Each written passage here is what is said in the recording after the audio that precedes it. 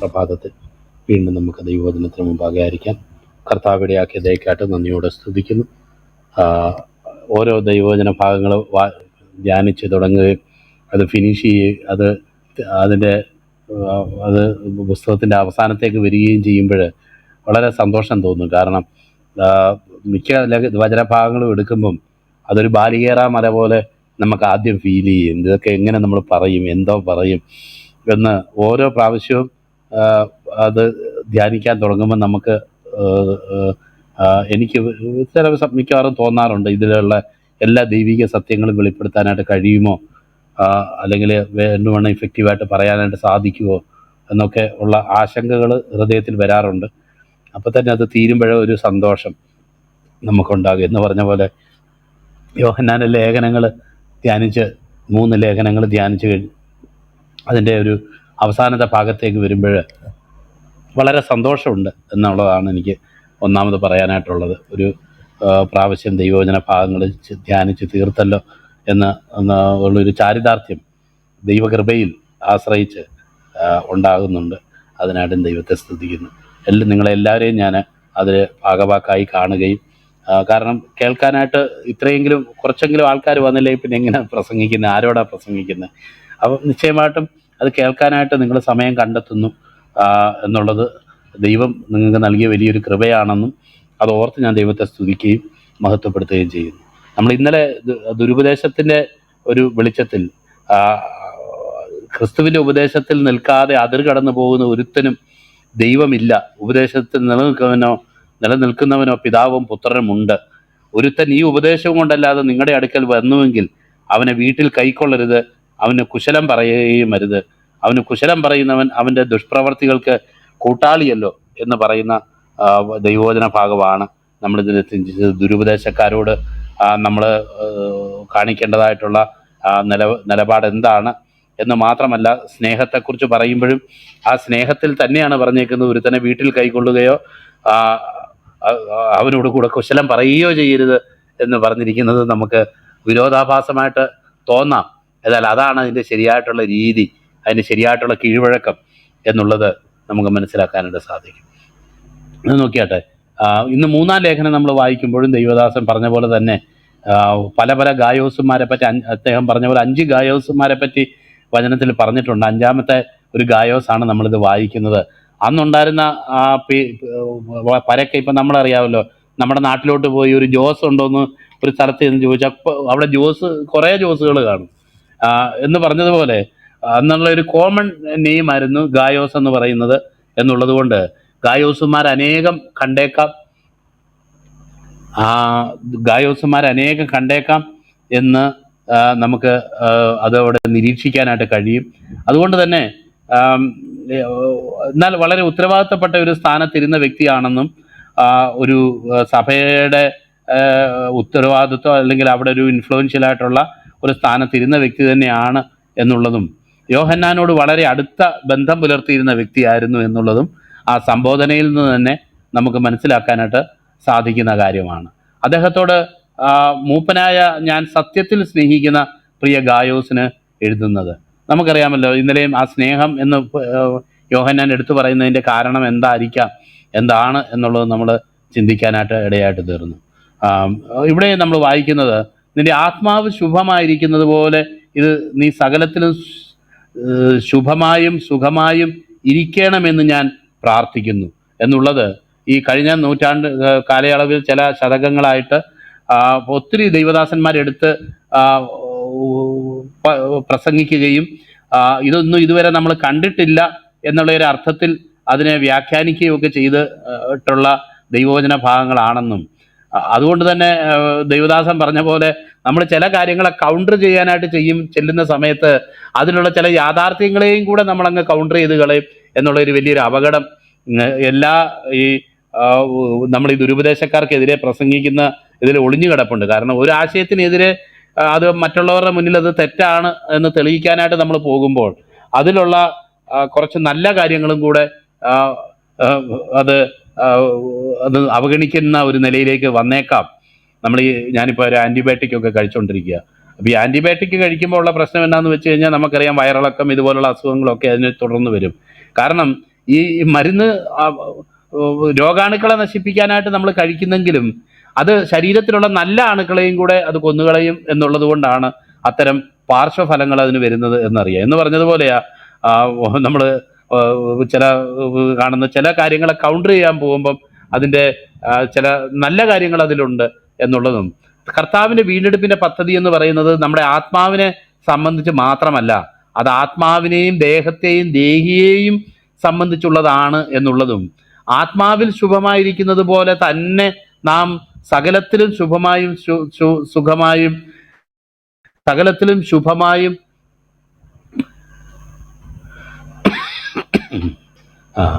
മരുന്നിൻ്റെ സജഷനൊക്കെ വരുന്നുണ്ടെന്ന്. സകലത്തിലും ശുഭമായും സുഖമായും ഇരിക്കണം എന്ന് ഞാൻ പ്രാർത്ഥിക്കുന്നു എന്ന് നമ്മളവിടെ വായിക്കുക. അപ്പൊ ദൈവത്തിന്റെ ഹിതവും ദൈവത്തിന്റെ ആലോചനയുമാണ് ആത്മാവിൽ ശുഭമായിരിക്കുന്നത് പോലെ.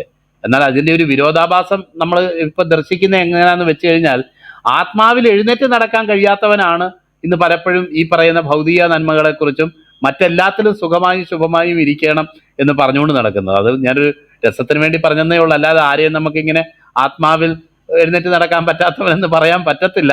എന്നാൽ തന്നെ ദൈവവചനത്തിലോ പ്രാർത്ഥനയിലോ അല്ലെങ്കിൽ ദൈവീക കാര്യങ്ങളിലോ ശുഷ്കാന്തിയോടെ നിൽക്കുന്നവരല്ല. എന്നാൽ അങ്ങനെ അല്ലാത്ത വ്യക്തികളാണ് കൂടുതൽ പേരും നമുക്ക് കാണാൻ കഴിയുന്നത്. അവര് ഇത്തരം കാര്യങ്ങളിലൊക്കെ ഉത്സാഹം കാണിക്കുകയും, അയ്യോ നിങ്ങൾക്ക് ഇതുവരെ അറിയത്തില്ലായിരുന്നോ, നമ്മുടെ ഫൈനാൻസ് ഒക്കെ ശരിയാകാനും കൂടെ വേണ്ടിയാണ് നമ്മൾ പ്രാർത്ഥിക്കുന്നത്, നമ്മുടെ സാമ്പത്തികം കൂടെ ശരിയാകാൻ വേണ്ടിയാണ് നമ്മൾ പ്രാർത്ഥിക്കുന്നത്.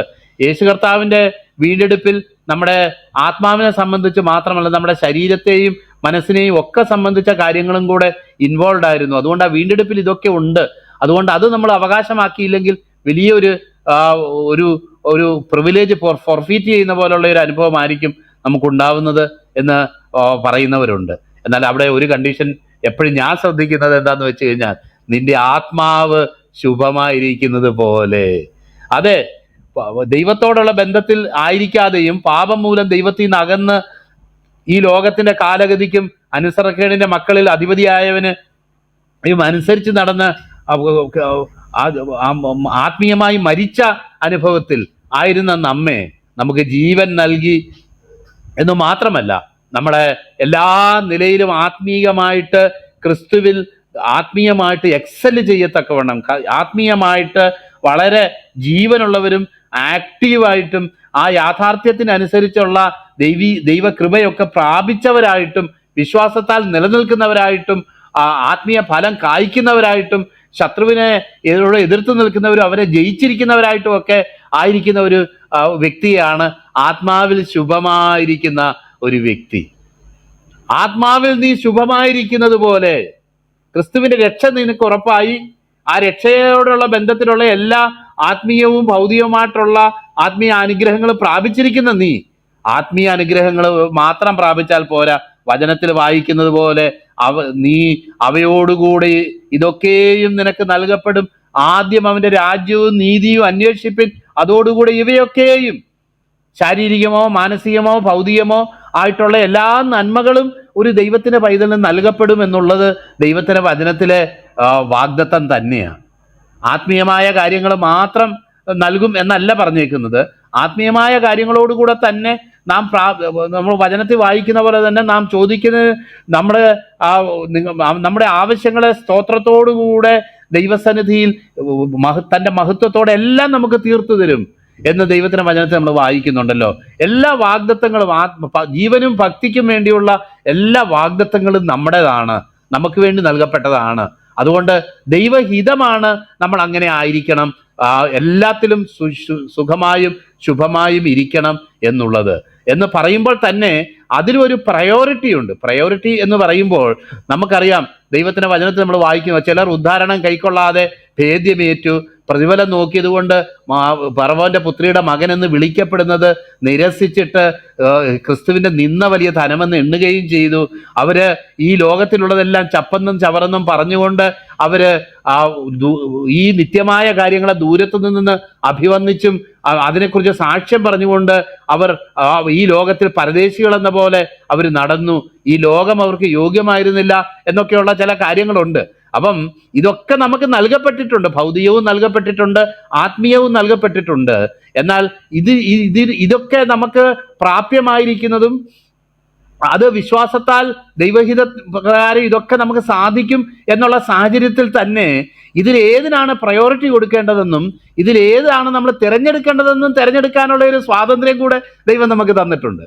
അതുകൊണ്ടാണ് പൗലോസ് പറയുന്നത്, ചില സാഹചര്യങ്ങളിൽ അദ്ദേഹത്തോട് ദൈവത്തിന്റെ പരിശുദ്ധാത്മാവ് വളരെ വ്യക്തമായിട്ട് ചില കാര്യങ്ങൾ തനിക്ക് നേരിടാൻ പോകുന്ന ചില കാര്യങ്ങളെക്കുറിച്ചുള്ള മുന്നറിവ് നൽകുമ്പോഴും ഞാൻ തീരുമാനിച്ചതും എൻ്റെ ലക്ഷ്യവും എൻ്റെ നിയോഗവും എൻ്റെ ആഗ്രഹവും ഇപ്രകാരമായിത്തീരാനാണ്.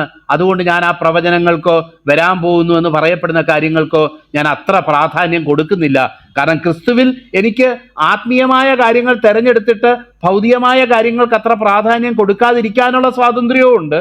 അങ്ങനല്ല, ആ സാഹചര്യത്തിൽ സാധിക്കുന്നില്ല എന്ന് എനിക്ക് തോന്നിയാൽ ആത്മീയ കാര്യങ്ങൾക്ക് അത്ര, അല്ലെങ്കിൽ അങ്ങനെ ഒരു സ്റ്റെപ്പ് എടുക്കാതെ ഭൗതികമായിട്ടുള്ള ഒരു നിലയിലുള്ള വിടുതൽ വേണമെങ്കിൽ എനിക്ക് എടുക്കാനുള്ള സ്വാതന്ത്ര്യവുമുണ്ട്. എന്നാൽ ഞാൻ പ്രിഫർ ചെയ്യുന്നത് ക്രിസ്തുവിന് വേണ്ടി പരമാവധി പ്രയോജനപ്പെടത്തക്കവണ്ണം ആത്മീയമായിട്ട് ക്രിസ്തുവിന് വേണ്ടി കഷ്ടം അനുഭവിക്കാനും സുവിശേഷത്തിന് വേണ്ടി നിൽക്കാനും ക്രൂശ് എടുക്കാനുമാണ് ഞാൻ പ്രിഫർ ചെയ്യുന്നത് എന്ന് നമുക്ക് മനസ്സിലാക്കാനായിട്ട് കഴിയും. നമ്മുടെ മാറാനാഥ പാസ അറിയാതെ കൈതട്ടുന്നതാണോ? ഇൻവൈറ്റ് അറിയത്തില്ല, എന്നാലും ഇൻവിറ്റേഷൻ കൊടുക്കുക.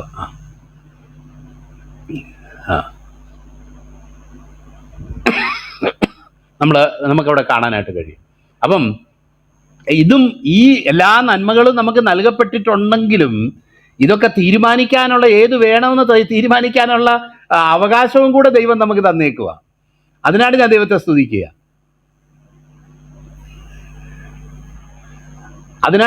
സ്തുതിക്കുക. കാരണം ഇന്നതുപോലെ നീ ചെയ്യാവൂ അങ്ങനെ പറഞ്ഞിട്ടില്ല. നമുക്കറിയാമല്ലോ, പ്രവാചകന്മാരും ഒക്കെ എതിര് പറയുന്ന ഒരു സാഹചര്യത്തിലാണ് പൗലോസ് യെരുശലേമിലേക്ക് പോകുന്നതും അവിടുന്ന് റോമയിലേക്ക് പോകുന്നതും തന്നെ ദൈവം തൻ്റെ കാഴ്ചപ്പാട് അനുസരിച്ച് താൻ മുന്നോട്ട് പോകുന്നതെന്ന് അവൻ രക്തസാക്ഷിയായിട്ട് തീരുന്നതെന്നും നമുക്കറിയാം. അതുകൊണ്ട് നമുക്കറിയാമല്ലോ, പല പ്രവചനങ്ങളെയും നമ്മൾ വിവേചിക്കുമ്പോൾ ഈ പ്രവചനങ്ങളൊക്കെ ആ സാഹചര്യത്തിനും ആ അന്നേരത്തെ സാഹചര്യം അനുസരിച്ചും അന്നേരത്തെ കാര്യമനുസരിച്ചും വെളിപ്പെടുത്തപ്പെടുന്ന ദൈവഹിതവും ദൈവാലോചനയും തന്നെയാണെങ്കിലും ഒരു ദൈവത്തിന്റെ പൈതലിന് ഏത് വേണം, ഏത് തിരഞ്ഞെടുക്കണം എന്ന് തീരുമാനിക്കാനുള്ള റൈറ്റും കൂടെ ദൈവം കൊടുക്കുന്നുണ്ട്. അല്ലെങ്കിൽ ആരെങ്കിലും എന്തെങ്കിലും പറഞ്ഞെന്ന് വെച്ച് ഉടനെ ചാടിക്കേറി അത് പോയി ചെയ്യണമെന്നല്ല ഇതിൻ്റെ അർത്ഥം. കഴിഞ്ഞ ദിവസം അബ്രഹാം പാസ് പറഞ്ഞ പോലെ നീ ബൈബിൾ കോളേജ് നടത്തും എന്ന് പറഞ്ഞ് അവസാനം അദ്ദേഹത്തിന്റെ അടുത്ത് കടന്നു വന്ന ഒരു വ്യക്തിയുടെ കാര്യം പറഞ്ഞതുപോലെ നമ്മൾ ചില കാര്യങ്ങൾക്ക് വേണ്ടി ഭയങ്കരമായിട്ട് അഭിലഷിക്കുമ്പോൾ ദൈവം അതിനുള്ള സാഹചര്യങ്ങൾ ഒരുക്കും.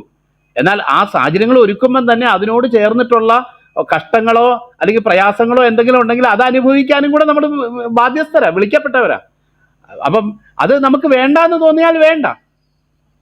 നമുക്കറിയാമല്ലോ, പല സാഹചര്യങ്ങളിലും അതുപോലുള്ള എത്രയോ സാഹചര്യങ്ങൾ എൻ്റെ ജീവിതത്തിൽ ഉണ്ടാകാൻ ഇടയായി തീർന്നിട്ടുണ്ട്. അത് തീരുമാനിക്കാനുള്ള റൈറ്റ് ദൈവം എനിക്ക് നൽകിയേക്കുകയാണ് എന്ന് നമ്മൾ മനസ്സിലാക്കണം. അപ്പോൾ ഇവിടെ നമുക്ക് കാണാനായിട്ട് കഴിയും. അതുകൊണ്ട് ഈ പ്രോസ്പെറിറ്റി പ്രീച്ചേഴ്സ് ഒക്കെ പലതും പറയുമ്പോൾ അതിലൊക്കെ യാഥാർത്ഥ്യങ്ങൾ ഇല്ല എന്നില്ല. നമ്മുടെ ഭൗതിക വിഷയങ്ങൾക്ക് വേണ്ടി ദൈവത്തിനൊരു പദ്ധതിയുണ്ട്, ദൈവം അത് പ്ലാൻ ചെയ്തിട്ടുണ്ട്. എന്നാൽ അതിലേത് വേണം, സുവിശേഷത്തിൻ്റെ വ്യാപ്തിക്കും ദൈവനാമ മഹത്വത്തിനു വേണ്ടി ഞാൻ ഏത് സ്റ്റെപ്പ് തിരഞ്ഞെടുക്കണം എന്ന് തീരുമാനിക്കാനുള്ള റൈറ്റും ദൈവം നമുക്ക് തന്നിട്ടുണ്ട്. ഏത് തിരഞ്ഞെടുക്കും അതനുസരിച്ച് നമുക്ക് മുന്നോട്ട് പോകാനായിട്ട് സാധിക്കും എന്നാണ് ഈ ദൈവസന്നിധിയിൽ എനിക്ക് പലപ്പോഴും തോന്നിയിട്ടുള്ളത്. നമുക്കറിയാമല്ലോ, ഈ ആത്മാവിൽ ശുഭമായിരിക്കുന്ന പോലെ നീ സകലത്തിലും ശുഭമായി നടക്കുന്നു എന്നും ഇന്നലെ തന്നെ നമ്മൾ കേട്ടതുപോലെ നീ സത്യത്തിൽ നടക്കുന്നതിലുള്ള സന്തോഷം നമുക്കറിയാം. സുവിശേഷം പ്രസംഗിക്കുകയും ദൈവനാമത്തിന് വേണ്ടി ഇറങ്ങിത്തിരിക്കുകയും ചെയ്ത ഒരു ദൈവഭക്തന് താൻ ഉപദേശിക്കുന്ന വിശ്വാസികൾ അല്ലെങ്കിൽ തൻ്റെ കൂട്ടുവേലക്കാര്, തൻ്റെ കൂടെയുള്ള സഹോദരങ്ങൾ ദൈവത്തിന് വേണ്ടി പ്രയോജനപ്പെടുന്നത് കാണുമ്പം അതുപോലെ വേറൊരു സന്തോഷം ആ വ്യക്തിക്ക് ഇല്ല. അത് സത്യമാണ്. അത് കോടിക്കണക്കിന് രൂപ കെട്ടുകെട്ടാക്കി നമ്മുടെ അലമാരയിലോ അല്ലെങ്കിൽ ബാങ്കിലോ നിക്ഷേപിച്ചതിനേക്കാളോ മറ്റേതെങ്കിലും നിലയിലുള്ള കാര്യങ്ങളെക്കാളോ ഒക്കെ അത് എത്രയോ സന്തോഷകരമാണ്. നമുക്കറിയാമല്ലോ, എത്ര നമ്മൾ സമ്പാദിച്ചു വെച്ചെന്ന് പറഞ്ഞാലും നമ്മുടെക്ക് വേണ്ടിയോ നമ്മുടെ അടുത്ത തലമുറയ്ക്ക് വേണ്ടിയോ ഒക്കെ സമ്പാദിച്ചു വെച്ചെന്ന് പറഞ്ഞാൽ പോലും നമുക്കതിൽ നിന്ന് എന്തോ പ്രയോജനപ്പെടാൻ പോകുന്നത്? കൂടിപ്പോയാൽ ഒരു നല്ലപോലെ കുറച്ച് കറിയൊക്കെ കൂട്ടി ഒരു ചോറ് കഴിക്കും, അല്ലെങ്കിൽ ഒരു ബിരിയാണി തിന്നും. അതിനേക്കാൾ അപ്പുറത്ത് എന്തോ നേടാനാ ഇതുകൊണ്ട്. അല്ലെങ്കിൽ ഒരു നല്ല 2 വസ്ത്രം ധരിച്ചെന്ന് വരും, ഇല്ലെങ്കിൽ ഒക്കെ ഒരു കൊള്ളാവുന്ന കാറേ പോയെന്ന് വരും. അതിനേക്കാൾ കൂടുതൽ ഈ കാശ് വെച്ച് എന്തോ ചെയ്യാനാ? എന്നാൽ ദൈവകൃപയിൽ നമ്മൾ എക്സൽ ചെയ്യുക എന്ന് പറയുമ്പോൾ, ദൈവകൃപയിൽ നമ്മൾ ദൈവത്തിന് വേണ്ടി പ്രയോജനപ്പെടുക എന്ന് പറയുമ്പം അതിന് അനന്തമായ സാധ്യതകളാ ഉള്ളത് എന്നുള്ളതും, അത് നിത്യത വരെ നിലനിൽക്കുന്ന ഒരു നിലവാരത്തിൽ കാര്യങ്ങൾ എത്തിച്ചേരാനായിട്ട് സാധിക്കും എന്നുള്ളതും നമുക്കറിയാം. അതുകൊണ്ട് നമ്മൾ ഈ നമുക്കറിയാം, ആത്മീയമായ പ്രവർത്തനങ്ങളിലോ അല്ലെങ്കിൽ ആത്മീയ കാര്യങ്ങളിൽ ഇൻവോൾവ് ചെയ്യുകയും ആത്മീയമായി കർത്താവിന് വേണ്ടി ജീവിക്കുകയും ചെയ്യുമ്പോൾ, അല്ലെങ്കിൽ അത് ഫലകരമായി തീരുമ്പോൾ നമുക്കുണ്ടാകുന്ന സന്തോഷം പറഞ്ഞറിയിക്കാൻ കഴിയാത്ത സന്തോഷം. ഞാൻ സത്യം പറയുക, എനിക്ക് ഈ ദൈവവചനം പ്രസംഗിക്കുമ്പോൾ ഉണ്ടാകുന്ന സന്തോഷം പോലെ ലോകത്ത് ഒരു പണി ചെയ്യുമ്പോഴും എനിക്ക് സന്തോഷം ഉണ്ടാകത്തില്ല. അത് ദൈവവചനം പ്രസംഗിക്കാൻ വിളിക്കപ്പെട്ട എനിക്ക് മാത്രമല്ല, എല്ലാ ദൈവഭക്തന്മാർക്കും അങ്ങനെ തന്നെയാണ്. അന്നേരം ഉണ്ടാകുന്ന ഒരു ഒരു ഒരു നിർവൃതി, നമുക്കുണ്ടാകുന്ന ഒരു സന്തോഷം. അതുപോലെ തന്നെയാണ് നമ്മൾ വചനം പഠിപ്പിച്ച് നടത്തുന്ന കുഞ്ഞുങ്ങൾ അല്ലെങ്കിൽ ദൈവഭക്തന്മാര് പലരും അവർ പോകേണ്ട ട്രാക്കിൽ ദൈവത്തിന് വേണ്ടി ഫലം ഉപകരിക്കുന്നു, അല്ലെങ്കിൽ ദൈവത്തിന് വേണ്ടി പ്രയോജനപ്പെടുന്നു എന്നൊക്കെ കേൾക്കുമ്പോൾ നമ്മുടെ ഉള്ളങ്ങോട്ട് സന്തോഷിക്കും. യോഹന്നാനും ഇവിടെ സന്തോഷിക്കുക, നീ സത്യത്തിൽ നടക്കുന്നു എന്ന് കേട്ട് സഹോദരന്മാർ വന്ന് നിന്റെ സത്യത്തിന് സാക്ഷ്യം പറയുക, ഞാൻ അത്യന്തം സന്തോഷിച്ചു. എൻ്റെ മക്കൾ സത്യത്തിൽ നടക്കുന്നു എന്ന് പറയുന്നതിനേക്കാൾ വലിയ സന്തോഷം എനിക്ക് ഇല്ല എന്ന് പറഞ്ഞതിന് ശേഷം, പ്രിയനെ, നീ സഹോദരന്മാർക്കും വിശേഷ അതിഥികൾക്കും വേണ്ടി അധ്വാനിക്കുന്നത്, അതിനെല്ലാം ദൈവദാസൻ പറഞ്ഞു കഴിഞ്ഞു. എന്നാൽ എന്തുമാത്രം പ്രാധാന്യമുള്ളതാണ് ക്രിസ്തീയ ജീവിതത്തിൽ അതിഥി സൽക്കാരം എന്നുള്ളത് 1-ാം നൂറ്റാണ്ടിലെ സാഹചര്യം വെച്ച് ദൈവദാസൻ പറഞ്ഞു. അത് തന്നെ, അതിനോട് ചേർന്ന് തന്നെ അതേ കാര്യങ്ങൾ തന്നെയാണ്, പുതിയ കാര്യങ്ങളൊന്നും ഇല്ലല്ലോ. നമുക്കറിയാം, ഒറ്റപ്പെട്ട് ദൈവസന്നിധി ദൈവഭാഗത്ത് വന്നിട്ടുള്ള പ്രിയപ്പെട്ടവർക്കറിയാം, അവരുടെ വീട്ടിൽ നിന്ന് നിന്നയും പ്രയാസവും, അവരുടെ ചാർച്ചക്കാരും, അവരുടെ അന്ന് വരെ സ്വന്തമായിരുന്ന പല പ്രിയപ്പെട്ടവരും അവരെ ഒറ്റപ്പെടുത്തി കഴിയുമ്പോഴുണ്ടാകുന്ന ജീവിതത്തിന്റെ അനുഭവം എത്രമാത്രം തീവ്രമായിട്ടുള്ള അനുഭവമാണ്. അന്നേരം വരെ നമുക്ക് പലരും ഉണ്ടെന്ന് നമ്മൾ വിചാരിച്ചിരിക്കുക. എന്നാൽ ക്രിസ്തുവിന്റെ നാമനിമിത്തം ഒറ്റപ്പെടുകയും, ഞാൻ തന്നെ ഓർക്കുന്നുണ്ട്, 16 വയസ്സുള്ള പ്രായത്തിൽ ഭവനത്തിൽ നിന്നുള്ള പല നിന്നാവാക്കുകൾ കൊണ്ട് വീട്ടിൻ്റെ ഉള്ളിൽ ഇരിക്കാൻ പോലും കഴിയാത്ത ഒരു സാഹചര്യത്തിൽ ഒക്കെ ആയിത്തീരുകയും, അങ്ങനെ വീടിന്റെ പരിയമ്പറത്തൊക്കെ പോയി ഒറ്റപ്പെട്ട സ്ഥലത്ത് കുറച്ച് ഏക്കർ സ്ഥലമൊക്കെ ഉണ്ടായിരുന്നു. അപ്പൊ അവിടെയൊക്കെ പോയി ഒറ്റപ്പെട്ടിരുന്ന് പ്രാർത്ഥിക്കുകയും കരയുകയും ഒക്കെ ചെയ്യുന്ന അനുഭവങ്ങൾ ഞാൻ ഓർക്കുന്നുണ്ട്.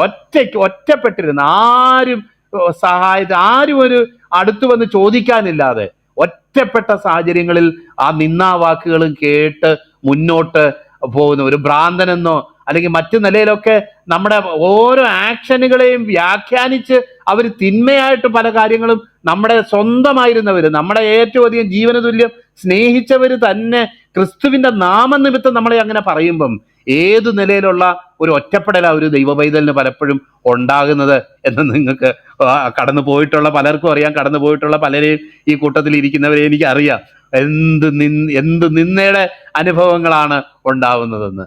അപ്പോൾ അങ്ങനെ ഇരിക്കുന്ന സാഹചര്യത്തിലാണ് ചില സഹോദരങ്ങൾ അവരുടെ ഭവനം തുറന്ന്, വാ ബ്രദറെ, വാ 2 ദിവസം ഇവിടെ വന്ന് നിൽക്ക്, ഞാൻ എൻ്റെ ജീവിതത്തിൽ മറ്റുള്ള ഭവനങ്ങളിൽ പോയി താമസിച്ചിട്ടുള്ളതും അവരുടെ ചോറ് തിന്നിട്ടുള്ളതിനും ഒന്നും കയ്യും കണക്കും ഇല്ലാന്ന് എനിക്ക് പറയാനായിട്ട് കഴിയത്തുള്ളൂ.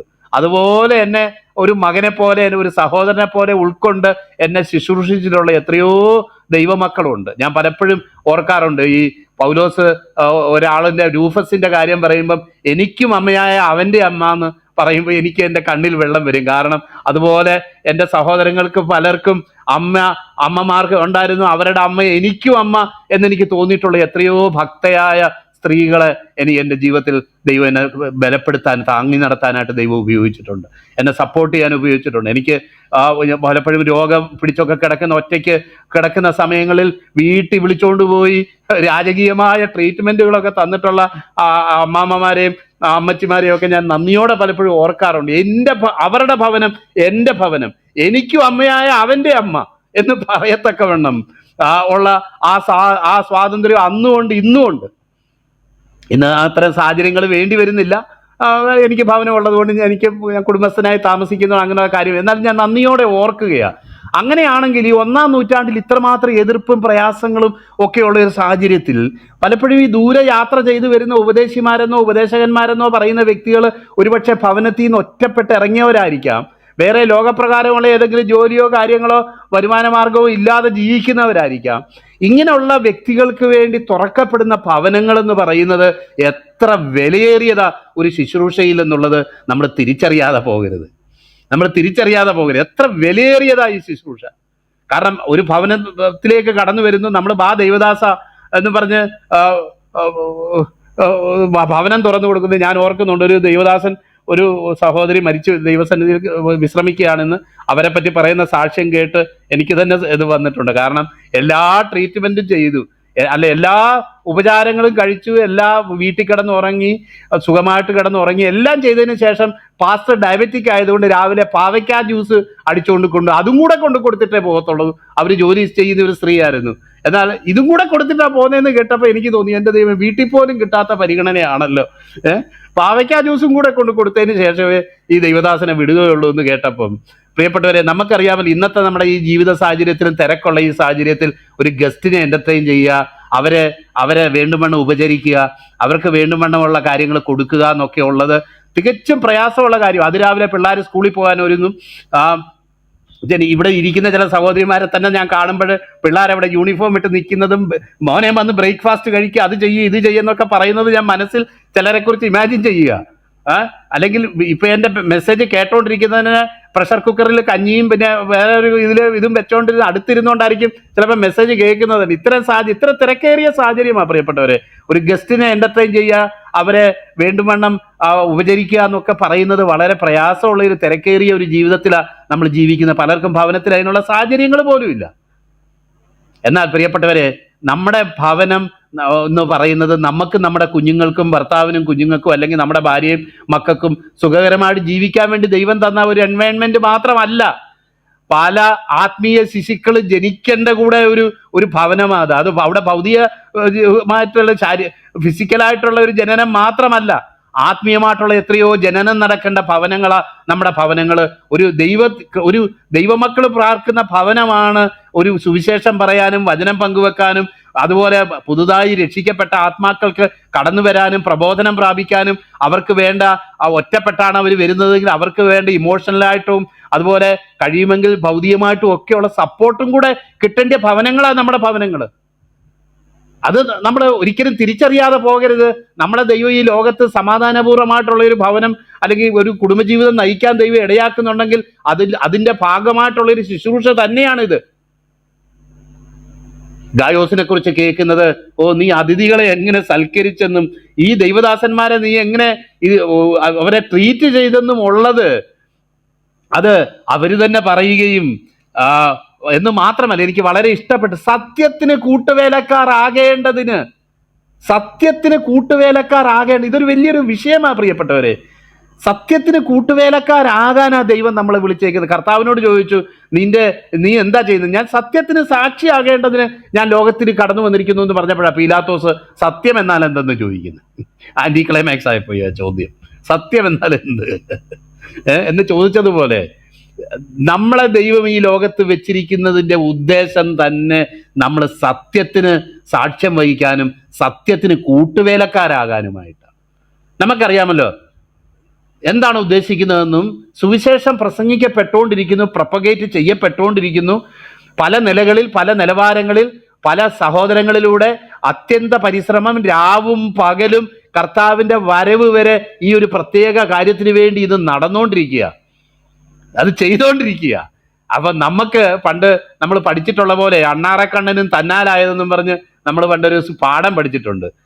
എൻ്റെ ഏജ് ഗ്രൂപ്പിലൊക്കെ ഉള്ള ആൾക്കാരാണെങ്കിൽ അവരും പഠിച്ചിട്ടുണ്ട്. അണ്ണാറക്കണ്ണനും തന്നാലായത് മഹാഭാരതത്തോടുള്ള ബന്ധത്തിലുള്ള ഒരു കഥയാണ് അവിടെ പറയുന്നത്. എന്നാൽ തന്നെ നമ്മൾ ചെറിയൊരു അണ്ണാനാ, നമുക്ക് വലിയ കൊട്ടയിലും വട്ടിയിലും ഒന്നും ചുമന്നുകൊണ്ട് കൊണ്ടുപോയി ഇതിന് മണ്ണിടാനും അവിടെ പാലം പണിയാനും ഒന്നും നമുക്ക് പറ്റത്തില്ല. എന്നാൽ അണ്ണാനാകെ ചെയ്യാൻ പറ്റുന്നത് വെള്ളത്തിൽ പോയി മുങ്ങിയേച്ച് ആ മണ്ണിൽ കിടന്ന് ഉരുണ്ടേച്ച് തൻ്റെ മേൽ പറ്റിയിരിക്കുന്ന ആ മണ്ണ് കൊണ്ടുവന്ന് അവിടെ തട്ടിയിടും. അതാണ് പാലം പണിയിൽ അണ്ണാന്റെ കോൺട്രിബ്യൂഷൻ എന്ന് പറയുന്നത് പോലെ നമ്മുടെ ജീവിതത്തിൽ നമുക്ക് വലിയ വലിയ നിലകളിൽ ഒന്നും നമ്മൾ പറയാനോ പബ്ലിസിറ്റി കൊടുക്കാനോ വേണ്ടി ഒന്നും ചെയ്യുന്ന കാര്യമല്ല. എന്നാൽ നമുക്ക് ചെയ്യാനാവുന്ന ചെറിയ കാര്യം ഈ ആഗോളമായിട്ട് നടക്കുന്ന ഈ സുവിശേഷ വേളയിൽ, ഈ ആഗോളമായിട്ട് ദൈവത്തിന്റെ വചനം പ്രൊപ്പഗേറ്റ് ചെയ്യപ്പെട്ടുകൊണ്ടിരിക്കുന്ന ഈ വേളയിൽ നമ്മൾക്ക് ചെയ്യാൻ കഴിയുന്ന ചെറിയ ഒരു പങ്ക് എന്താ? നമുക്ക് ചെയ്യാൻ കഴിയുന്ന ചെറിയ ഒരു ഒരു ഒരു പാർട്ടിസിപ്പേഷൻ എന്താ, അത് നമ്മൾ ചെയ്തിരിക്കണം. അത് ചെയ്യാനായിട്ട് നമ്മൾ വിളിക്കപ്പെട്ടവരാ. ഞങ്ങൾ ഓർക്കുന്നുണ്ട്, പലപ്പോഴും പരസ്യവും ഒക്കെ നടത്തി ഇങ്ങനെ നിൽക്കുമ്പോൾ അവിടെ നമുക്ക് സോഡ മേടിച്ചോണ്ടോ ചായ മേടിച്ചോണ്ടോ വരുന്നത് വിശ്വാസികളാരുമല്ല. പല സമയത്തും ഞാൻ അവരുടെ സോഡയും ചായയും മേടിച്ച് ഞാൻ കുടിച്ചിട്ടുണ്ട്. കാരണം പ്രസംഗിച്ച് വേർത്തൊലിച്ച് നമ്മളിങ്ങനെ നിൽക്കുകയാണ്. അപ്പം ഇന്നാ സാറേ ഒരു ചായ കൂടി, ഇന്നാ സാറേ ഒരു സോഡ കൂടി എന്ന് പറഞ്ഞ് എത്രയോ സോഡയും എത്രയോ ചായയും കുടിച്ചിട്ടുണ്ട്. കാരണം സാധാരണക്കാർക്ക് പോലും തോന്നുന്നു ഇവർ കാര്യപ്പെട്ട കാര്യമാണ് പറയുന്നത്, ഇവർക്കൊരിച്ചിരി വെള്ളം എൻ്റെ വക മേടിച്ചു കൊടുത്തേക്കാം. പ്രിയപ്പെട്ടവരെ, അത് എന്തൊരു ശ്രേഷ്ഠമായ ഒരു കാര്യമാണ്. അവരൊരു പക്ഷെ വിശ്വാസത്തിൽ വന്നിട്ടില്ലായിരിക്കാം, ഒരുപക്ഷെ പിന്നത്തേതിൽ അവരൊക്കെ വിശ്വാസത്തിൽ വന്നു കാണാം, നമുക്കറിയത്തില്ല.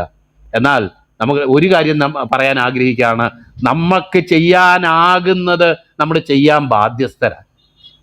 നമ്മൾക്ക് നന്മ ചെയ്യാൻ അറിഞ്ഞിട്ടും ചെയ്യാതിരിക്കുന്നത് പാപമാകുന്നു എന്ന് നമ്മൾ വായിക്കുന്നത് പോലെ, നമുക്ക് ചെയ്യാൻ കഴിയുന്ന ഒരു വിരൽ സപ്പോർട്ട്, ഒരു ഒരു ഒരു ചെറിയൊരു കാര്യമാണ് നമുക്ക് അതിനോടുള്ള ബന്ധത്തിൽ നമുക്കൊരു വെൽവിഷറായിട്ടൊരു നല്ല മനസ്സിൽ നമുക്ക് ചെയ്യാൻ കഴിയുന്നതെങ്കിൽ അത് ചെയ്യാൻ നമ്മൾ ബാധ്യസ്ഥരാണ്, ചെയ്യാൻ ദൈവം നമ്മളെ കൊണ്ട് ആഗ്രഹിക്കുന്നു. പ്രിയപ്പെട്ടവരെ, ഇങ്ങനെയുള്ള വേലയാണ് നിങ്ങൾ ചെയ്യേണ്ടത്. സത്യത്തിന് ആകെയാൽ നാം സത്യത്തിന് കൂട്ടുവേലക്കാർ ആകേണ്ടതിന് ഇങ്ങനെയുള്ളവരെ സൽക്കരിക്കേണ്ടതാകുന്നു. ഇന്നത്തെ പോലെ നല്ല കാറും ബൈക്കും ഒക്കെ എടുത്ത് നല്ല സെറ്റപ്പിൽ നല്ല കുട്ടപ്പന്മാരായിട്ട് ഇതുമൊക്കെ തൂക്കി പെട്ടിയൊക്കെ തൂക്കി എക്സിക്യൂട്ടീവ് സ്റ്റൈലിൽ വരുന്ന ഉപദേശിമാരൊന്നും അല്ലായിരിക്കും. വളരെ കഷ്ടപ്പെട്ട് വേർത്തൊലിച്ച് പറയുന്ന ചെരുപ്പ് ഇതോ ഒന്നും ഇല്ലാതെയോ അങ്ങനെയൊക്കെ വരുന്ന കഷ്ടപ്പെട്ട് വരുന്ന ഉപദേശിമാരായിരിക്കും. ചിലരുടെ വസ്ത്രമോ അവർ ധരിക്കുന്ന ചില കാര്യങ്ങളോ കാണുമ്പോൾ തന്നെ നമുക്ക് അറപ്പ് വരും. ഈ വേർത്തൊലിച്ച് നടക്കുന്നവന്റെ വേർപ്പിന്റെ മണം നമ്മുടെ സെന്റിന്റെ മണത്തിന് അത് ശരിയാവത്തില്ല. പ്രിയപ്പെട്ടവരെ, അങ്ങനെയുള്ളവരെ സൽക്കരിക്കേണ്ടത് സുവിശേഷ നിമിത്തമാകുന്നു അവരങ്ങനെ ആയിപ്പോയത്. അവര് ഈ ദൈവനാമം നിമിത്തമാണ് ആ ജാതികളോടൊന്നും വാങ്ങാതെ പുറപ്പെട്ടത്.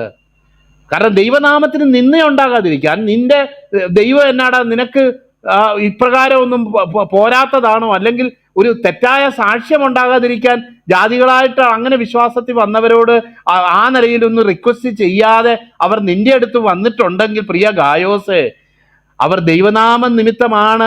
അവർക്ക് ആകാവുന്ന ചില സംഗതികൾ പോലും അവർ വേണ്ടാന്ന് വെച്ച് മാതൃകാപരമായൊരു ജീവിതമാണ് അവർ ജീവിക്കുന്നത്. ഇങ്ങനെയുള്ളവരെ കുറിക്കൊള്ളുവിൻ, ഇങ്ങനെയുള്ളവരെ കൺസിഡർ ചെയ്യുക. ഇന്നറിയാം, ഈ രംഗത്ത് തന്നെ വളരെ വളരെ അനാരോഗ്യകരമായിട്ടുള്ള ചില പ്രവണതകൾ നിലനിൽക്കുന്ന കാര്യമാണ്. ശ്രദ്ധകളൊക്കെ തങ്ങളിലേക്ക് ആകർഷിക്കാനും തങ്ങൾക്ക് തന്നെ സകല ഭൗതിക നന്മകൾ ലഭിക്കാനും ഒക്കെ ആഗ്രഹിക്കുന്ന എത്രയോ വഞ്ചകന്മാര് ഉള്ള ഒരു ഫീൽഡാണിത്. അതിനു വേണ്ടിയിട്ടുള്ള ഞൊടുക്കുപണികളൊക്കെ ചെയ്യുന്ന ഒരു ഫീൽഡാണിത്. അവിടെ പറയുകയാണ്, ഇങ്ങനെയുള്ളവരെ ദൈവനാമ നിമിത്തം തങ്ങൾക്ക് ലഭിക്കാവുന്നതിനെ പോലും വേണ്ടാന്ന് വിചാരിച്ച് ഇറങ്ങി പുറപ്പെടുന്ന ഇതുപോലുള്ള ഭക്തന്മാരെ സൽക്കരിക്കേണ്ടതാകുന്നു. അങ്ങനെയാണ് നമ്മൾ എന്ത് ചെയ്യേണ്ടത്? സത്യത്തിന് കൂട്ടുവേലക്കാരാകേണ്ടത്.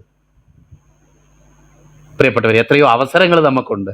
നമുക്ക് നേരെ പോയി സുവിശേഷം പ്രസംഗിക്കാനോ ബൈബിൾ സ്റ്റഡി എടുക്കാനോ ഒരുപക്ഷെ കഴിയത്തില്ലെങ്കിൽ പോലും ഈ സത്യത്തിന് കൂട്ടുവേലക്കാരാകാൻ തക്കവണ്ണം നമുക്ക് ഒരു ഒരു ഒരു ചെറുവിരൽ നമുക്കൊന്ന് അനക്കാനായിട്ട് എത്രയോ അവസരങ്ങളുണ്ട്. ഈ ദിവസങ്ങളിൽ നമുക്കത് അങ്ങനെ ചെയ്യാം എന്ന് ഞാൻ ദൈവസന്നിധി എൻ്റെ വാക്കുകൾ ഞാൻ വിരമിക്കട്ടെ. അവിടെ പറയുകയാണ്, ഒരുത്തൻ അവിടെ ചെയ്യുന്ന പണി അങ്ങനെ ചെയ്യുന്നില്ല എന്ന് മാത്രമല്ല, അങ്ങനെ ചെയ്യാൻ ആഗ്രഹിക്കുന്നവരെ തടയുകയും കൂടെ ചെയ്യുകയാണ്. ആരോടുള്ള വിരോധത്തിലാണ് ഇതൊക്കെ ചെയ്യുന്നത്? ഒരുപക്ഷെ തനിക്ക് താൻ തന്നെ ശ്രേഷ്ഠനായിട്ട് തോന്നുന്നുണ്ടായിരിക്കാം, അല്ലെങ്കിൽ നമുക്കറിയാനായിട്ട് കഴിയും അങ്ങനെ ഉള്ളവൻ ആ ലീഡർഷിപ്പിനോടുള്ള മറുതലിപ്പ് നിമിത്തം ചെയ്യുന്ന ഒരു കാര്യമായിരിക്കാം. നമുക്കറിയാമല്ലോ, ഒരു ദൈവസഭയിൽ ചില പ്രശ്നങ്ങളൊക്കെ ഉണ്ടാകുന്നത് എങ്ങനെയാണെന്നും അത് പരിഹരിക്കപ്പെടുന്നത് എങ്ങനെയാണെന്നും ഒക്കെ അത്യാവശ്യം പരിജ്ഞാനമുള്ള സഹോദരങ്ങളാണ് എന്നെ കേൾക്കുന്നതെന്നുള്ള ഒരു അണ്ടർസ്റ്റാൻഡിങ്ങിൽ ഞാൻ പറയുകയാണ്. എന്തുകൊണ്ടാണ് ഈ ക്രൈസിസ് ഉണ്ടാകുന്നത്? നേരത്തെയുള്ള ലെറ്ററിൽ പറഞ്ഞു, അങ്ങനെ ഊടാടി നടക്കുന്ന എല്ലാവരെയും അങ്ങനെ വിളിച്ചു കയറ്റണ്ട, ഉപദേശവും അവരുടെ പ്രബോധനവും നോക്കിയാണ് നമ്മൾ അവരെ അംഗീകരിക്കേണ്ടത് എന്ന് പറഞ്ഞതിന് ശേഷം, അങ്ങനെയുള്ള നല്ല ദൈവവേലക്കാരെ സപ്പോർട്ട് ചെയ്തത് നിമിത്തം ചില ആൾക്കാരെ സഭയിൽ നിന്ന് പുറത്താക്കി വരെ കളയുന്ന ഒരു വ്യക്തി, അവർ ശാഠ്യവും ദുരഭിമാനവും കൊണ്ടാണ് ചെയ്യുന്നത്.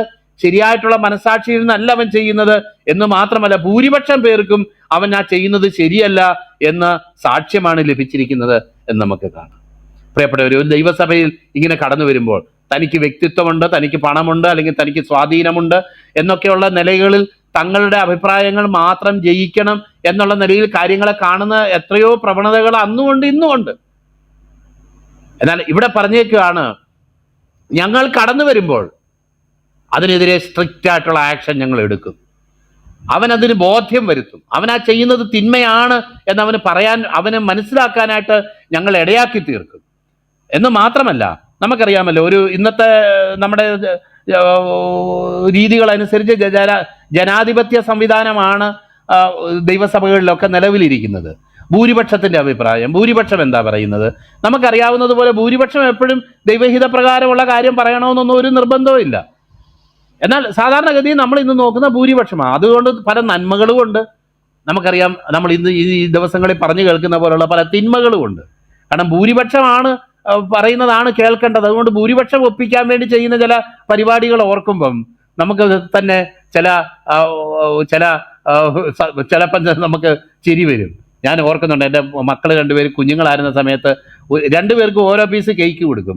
മൂത്തവൻ അവൻ്റെ കേക്ക് ഒരൊറ്റ ഗൾപ്പായിട്ട് അവൻ അത് വിഴുങ്ങുകയും, രണ്ടാമത് എന്ത് ചെയ്യും, രണ്ടാമത് അനിയന്റെ കയ്യിലിരിക്കുന്ന അത് മേടിക്കുകയല്ല ചെയ്യുന്നത്, അവന്റെ കൈ എടുത്തിട്ട് ഇവന്റെ വായിലോട്ട് വെക്കുക ചെയ്യുന്നത്. അപ്പം അവൻ താണ്ട സ്നേഹത്തോടെ എനിക്ക് തന്നു എന്ന് പറയത്തക്കവണ്ണം വ്യാഖ്യാനിക്കാൻ പറ്റുന്ന പോലെ ഇന്ന് ചിലരുടെ ചില കളികളൊക്കെ കാണുമ്പോൾ നമുക്ക് തോന്നുന്നത്. അവരവരുടെ ഇത്, കാരണം ഇത് നമുക്കറിയാമല്ലോ, ഇതൊന്നും ഒരു ശാശ്വതമായിട്ടുള്ള കാര്യങ്ങളല്ല എന്നുള്ളതും, അവർ ഈ ചെയ്യുന്നതൊക്കെ മാനുഷികമായിട്ടുള്ള ബുദ്ധിയാണ് പ്രവർത്തിക്കുന്നതെന്നും അതിൻ്റെ പുറകിൽ ദൈവസ്നേഹമോ ഒന്നുമല്ല പ്രവർത്തിക്കുന്നത്, കേവലം മനുഷ്യന്റെ പൊളിറ്റിക്സ് ആണ് ഇതിൻ്റെ പുറകിലുള്ളത്. തങ്ങൾക്ക് തന്നെ തങ്ങളുടെ കൂടെയാണ് ഭൂരിപക്ഷമെന്ന് തെളിയിക്കാൻ വേണ്ടി ചെയ്യുന്ന ചില വ്യർത്ഥമായ കാര്യങ്ങളാണ്. ദൈവസന്നിധിയിൽ ഇതൊന്നും നിലനിൽക്കയില്ല. ദൈവത്തിന്റെ സ്ഥിരമായ അടിസ്ഥാനം പൊളിച്ചു കളയാനായിട്ട് ആർക്കും കഴിയുകയില്ല എന്ന് നമ്മൾ തിമോഥെയോസിന്റെ ലേഖനത്തിൽ നമ്മൾ വായിച്ചല്ലോ. അപ്പൊ ഇതുപോലുള്ള പല കാര്യങ്ങൾ നമുക്ക് കാണാനായിട്ട് കഴിയും. എന്നാൽ അപ്പോസ്തോലികമായ അധികാരത്തിൽ യോഹന്നാൻ പറയുകയാണ്, ഞങ്ങൾ കടന്നു വന്ന് അവൻ ഇതിനെക്കുറിച്ച് ബോധ്യം വരുത്തും. കാരണം ദൈവസഭ എന്ന് പറയുന്നത് സത്യത്തിന്റെ തൂണ് എന്ന് നമ്മൾ തിമോഥെയോസിന് എഴുതുന്ന ലേഖനത്തിൽ നമ്മൾ വായിച്ചതുപോലെ, അത് അവിടെ ഈ ദൈവിക സത്യങ്ങൾ പ്രഘോഷിക്കപ്പെടുകയും ദൈവിക സത്യങ്ങളെ ഉറപ്പിക്കപ്പെടുകയും ചെയ്യേണ്ട ഒരു രംഗമാണ് ഈ ദൈവസഭയെന്നും, അല്ലാതെ ഓരോരുത്തരുടെ വിംസ് ആൻഡ് ഫാൻസീസ് അനുസരിച്ച് ചിലരെ അങ്ങോട്ട് സ്വീകരിക്കുക, ചിലരെ പറഞ്ഞു വിടുക, ചിലർക്ക് അനുകൂലമായിട്ട് അങ്ങ് പറയുക, ചിലർക്ക് പ്രതികൂലമായിട്ട് എപ്പോഴും നിൽക്കുക, ഈ നിലയിലല്ല കാര്യങ്ങൾ പോകേണ്ടത്. പ്രിയപ്പെട്ടവരെ, ഈ മനുഷ്യന്റെ എല്ലാ കമ്മിറ്റിക്കും തീരുമാനങ്ങൾക്കും ഒക്കെ മുകളിൽ ദൈവം ഇതിനെ സൂപ്പറിൻറ്റൻഡ് ചെയ്തുകൊണ്ടിരിക്കുക, ദൈവം ഇതിനെ നിരീക്ഷിച്ചുകൊണ്ടിരിക്കുക. ദൈവത്തിന്റെ സഭയുടെ കാര്യങ്ങൾ, ഞാൻ എൻ്റെ സഭയെ പണിയും, പാതാള ഗോപുരങ്ങൾ അതിനെ ജയിക്കയില്ല എന്ന് പറഞ്ഞ കർത്താവ് ഇതിനെ സസൂക്ഷ്മം നിരീക്ഷിച്ചുകൊണ്ട് ഇരിക്കുകയാണ് എന്നുള്ളത് നമ്മൾ മനസ്സിലാക്കണം. അതുകൊണ്ട് നമ്മളാരും ഇങ്ങനെയുള്ള പല കളികൾ കാണുമ്പം നിരാശപ്പെട്ടു പോകേണ്ട ഒരു വിഷയവുമില്ല. God is looking at it. God is intently looking at it. And ദൈവത്തിന്റെ കരമോ ദൈവത്തിന്റെ അധികാരമോ ഈ കാര്യത്തിൽ നിന്നും മാറിപ്പോയിട്ടില്ല. എന്നാൽ ദൈവം പല രംഗങ്ങളിലും രക്ഷിക്കപ്പെട്ട ദൈവമക്കളായതുകൊണ്ട് ദൈവം ഇതിലൊക്കെ ഒരു ലോങ് റോപ്പ് ഒരുപക്ഷെ കൊടുക്കും, ഒരു നീണ്ട സമയം മാനസാന്തരപ്പെടാനായിട്ട് കൊടുക്കും. പലരുടെയും വിചാരം മാനസാന്തരപ്പെടാനായിട്ട് കിട്ടുന്ന സമയം ദൈവം ഇപ്പം അങ്ങനെ ഇങ്ങനെയൊന്നും പ്രവർത്തിക്കത്തുമൊന്നുമില്ല, ദൈവം കാര്യങ്ങളൊന്നും ചെയ്യത്തുമൊന്നുമില്ല, ദൈവത്തിന്റെ ആകെ പ്രവർത്തിക്കാൻ കഴിയാത്ത ഒരു അനുഭവം എത്തി, ഞങ്ങൾ പറയുന്നത് തന്നെ ദൈവഹിതം എന്ന് വിചാരിച്ച് അന്ധമായി പോകുന്ന ചില വ്യക്തികളുണ്ട്. അവരൊക്കെ കാര്യങ്ങൾ തിരിച്ചറിയും, അവരൊക്കെ കാര്യങ്ങൾ വ്യക്തമായിട്ടും തിരിച്ചറിയും. ഈ ദൈവം നമുക്ക് വേണ്ടി നമ്മളെ രക്ഷിക്കുകയും തൻ്റെ പുത്രന്റെ ജീവൻ നമുക്ക് വേണ്ടി, വിലയേറിയ ജീവൻ നമുക്ക് വേണ്ടി തന്ന് നേടിയതാണ്, തൻ്റെ രക്തത്താൽ നേടിയതാണ് നമ്മയെങ്കിൽ, ഈ സഭയെങ്കിൽ, ഈ സഭയുടെ നാഥൻ കർത്താവാണ്. കർത്താവ് തക്ക സമയത്ത് ഈ വിഷയങ്ങളിൽ ഇടപെടും. ആർക്കും ഭൂരിപക്ഷം കൊണ്ടോ ന്യൂനപക്ഷം കൊണ്ടോ വാക്ചാതുര്യം കൊണ്ടോ മറ്റെന്ത് കാര്യങ്ങൾ കൊണ്ടോ ദൈവസഭയിൽ നടക്കേണ്ട ചില ആലോചനകളെ മറിച്ചു കളയാനായിട്ട് ഒരിക്കലും സാധിക്കത്തില്ല, ഒരിക്കലും സാധിക്കത്തില്ല. അങ്ങനെ ചിന്തിക്കുന്നെങ്കിൽ അവൻ വിഡ്ഢിയാണെന്ന് മാത്രമേ പറയാനായിട്ട് കഴിയത്തുള്ളൂ. കാരണം ഇത് ദൈവത്തിന്റെ സഭയാ, ഇത് ദൈവത്തിന്റെ ഗൃഹനിർമ്മാണം, നാമോ ദൈവത്തിന്റെ കൂട്ടുവേലക്കാർ എന്ന് ദൈവത്തിന്റെ വചനത്തിൽ വായിക്കുന്നു. ദൈവത്തിന്റെ ഗൃഹനിർമ്മാണം ഇന്നും നടന്നുകൊണ്ടിരിക്കുക. പ്രിയപ്പെട്ടവരെ, ഞാൻ എൻ്റെ വാക്കിൽ നിന്ന് വിരമിക്കട്ടെ. വിരോധിക്കുകയും സഭയിൽ നിന്ന് പുറത്താക്കി ഇങ്ങനെയുള്ളവരെ അനുകരിക്കരുത് എന്നും അവിടെ തുടർന്ന് അത് കൺക്ലൂഡ് ചെയ്യുന്നതുമായ കാര്യങ്ങളാണല്ലോ നമുക്ക് കാണാൻ കഴിയുന്നത്. പ്രിയപ്പെട്ടവരെ, നമുക്ക് ഇതൊക്കെ ചില സമയങ്ങളിൽ ഇതൊക്കെ വെറും മാനുഷികമാണ്, ഇതൊന്നും ഇതിന് അപ്പുറമായിട്ട് എന്തോ ആണെന്നൊക്കെ തോന്നിയാലും ദൈവത്തിൻ്റെ അത്ഭുതകരം തൻ്റെ സഭയുടെ മുകളിലുണ്ട്. ദൈവത്തിൻ്റെ ആലോചന തൻ്റെ സഭയുടെ മുകളിലുണ്ട്. സഭയിൽ നടക്കുന്ന കാര്യങ്ങളെക്കുറിച്ച് ദൈവം അതിസൂക്ഷ്മം ദൈവം വീക്ഷിച്ചുകൊണ്ടിരിക്കുന്നു. വ്യക്തികളെ ദൈവം നോക്കിക്കൊണ്ടിരിക്കുന്നു. ആ ദൈവനാമം തക്ക സമയത്ത് മഹത്വപ്പെടാനായിട്ട് ഇടയായിട്ട് തീരും. ദൈവത്തിൻ്റെ പദ്ധതികൾ ഒരിക്കലും പരാജയപ്പെട്ടു പോകത്തില്ല എന്നാണ് നമുക്ക് ഈ വാക്യഭാഗത്തുള്ള ബന്ധത്തിൽ നമുക്ക് ചിന്തിക്കാൻ കഴിയുന്നത്.